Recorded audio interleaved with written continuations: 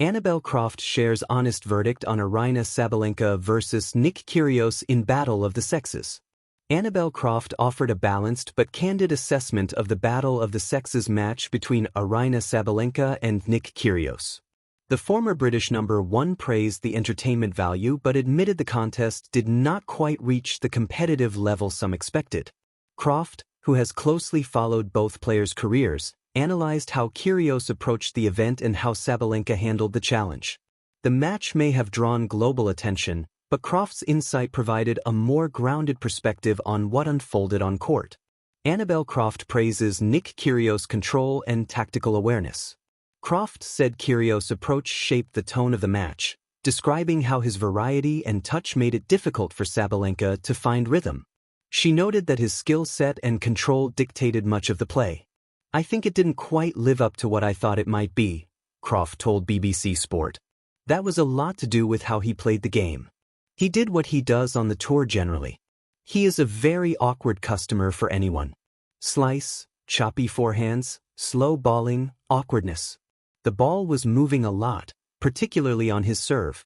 The way it moved in the air, you could see she was returning way outside the court. He was very smart in how he played.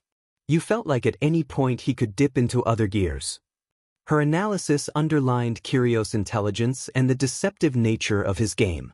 By mixing pace, spin, and placement, he prevented Sabalenka from building momentum. Croft suggested that his ability to manage tempo and disguise intent made him a challenging opponent even in an exhibition setting. Annabel Croft defends Aryna Sabalenka and calls for perspective. Croft also made clear that the match did not fairly reflect Sabalenka's full ability. She said the format and Kyrgios' playing style limited opportunities for the world #2 to showcase her strengths. Despite the scoreline, Croft viewed Sabalenka's effort as composed and admirable. "I didn't feel like it showcased her enough of what we know she is capable of," Croft added. "Perhaps it was disappointing for how it could have showcased her, but it had its moments. She certainly didn't embarrass herself in any way.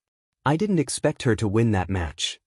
Croft reminded viewers that the exhibition was not a measure of competitive balance but a chance to bring two strong personalities together on court. While Kyrgios controlled much of the action, she praised Sabalenka for embracing the challenge and competing with spirit throughout the evening. Tennis when the court becomes a stage. Annabel Croft's candid take on Sabalenka versus Kyrgios.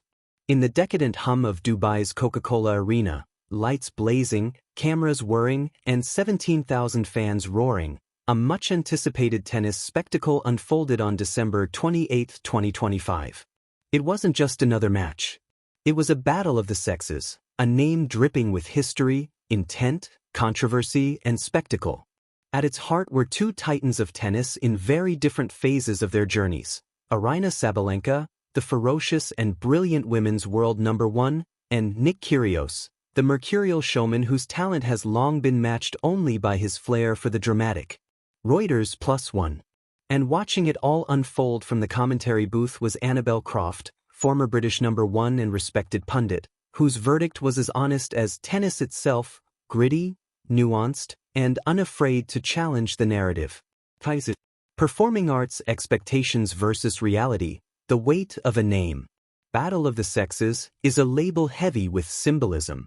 The original contest in 1973, when Billie Jean King defeated Bobby Riggs, became a cultural lightning rod in the fight for gender equality in sport.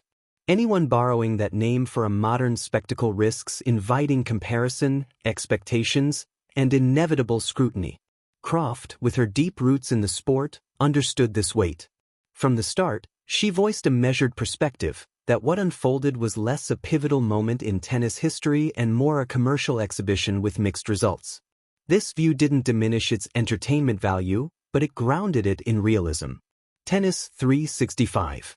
Brain Croft's verdict: more spectacle than sport.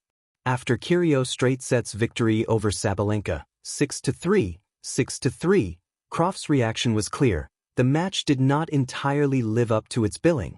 Her critique wasn't personal on either player. Instead, it focused on how the unique rules and setup affected the quality of tennis on display. Tennis 365. Here's a distilled look at her key points. Tennis 1. the rules altered the game too much. The organizers implemented modified conditions, including a one-serve rule for each player. Sabalenka's side of the court reduced in size by 9% to ostensibly balance physical differences. Reuters. Croft felt these adjustments distorted competitive tennis rather than celebrated. Instead of a pure sporting contest, it resembled an exhibition heavy on gimmick and light on athletic purity. That, she suggested, made it harder to see Sabalenka's true capabilities. Tennis 365. Direct Hit 2. Sabalenka's performance didn't reflect her true level. Croft acknowledged that Sabalenka did not embarrass herself, but she also felt that the conditions didn't allow her best tennis to shine through. As the world number 1 and 4-time Grand Slam winner, Sabalenka possesses explosive power, precision, and relentless aggression, qualities not fully showcased in this environment. Yahoo Sports.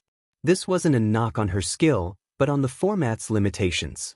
Croft observed that true tennis excellence was overshadowed by contrived constraints, something that potentially diminished the athleticism fans hoped to see. Tennis 365. Puzzle Piece 3. Kyrgios played smart, but was it tennis first, show second? Croft pointed out that Kyrgios' approach was clever. He exploited the quirks of the format, using slices, awkward placements, and unpredictable pace, tactics familiar to those who've watched him on the ATP Tour. Tennis 365. Yet, she asserted, this trickery and tactical messiness sometimes looked less like competitive strategy and more like spectacle. While ideal for entertainment, it may not satisfy purists yearning for high-level tennis. Tennis 365. Trophy 4. Moments were memorable, but the big picture was blurred. Despite Croft's critiques, she didn't dismiss the match entirely. There were moments of genuine quality. Sabalenka's powerful ground strokes and Kyrgios' inventive volleys drew applause. She acknowledged that both players had their highlights, and the match wasn't devoid of compelling points. Tennis 365. But for Croft, the bigger story wasn't what happened in points, but rather what the event represented and what it didn't, an exhibition that blurred lines between sport, entertainment, and social commentary without fully satisfying any single category. Studio Microphone, a broader conversation. What does it mean for tennis? Croft's perspective opens the door to bigger questions about modern tennis, gender, and spectacle. Balance scale, does a battle of the sexes still carry weight? Some critics, echoing Croft's stance, argue that such events risk trivializing women's tennis by implying women need modified conditions to compete. Critics worry this breaks from the original feminist undertone of King's 1973 match and instead places players in a commercialized contest that undermines their elite status. The Guardian. Yet others see it as an opportunity to broaden audiences, draw attention, and spark debate, something Sabalenka herself seemed willing to embrace.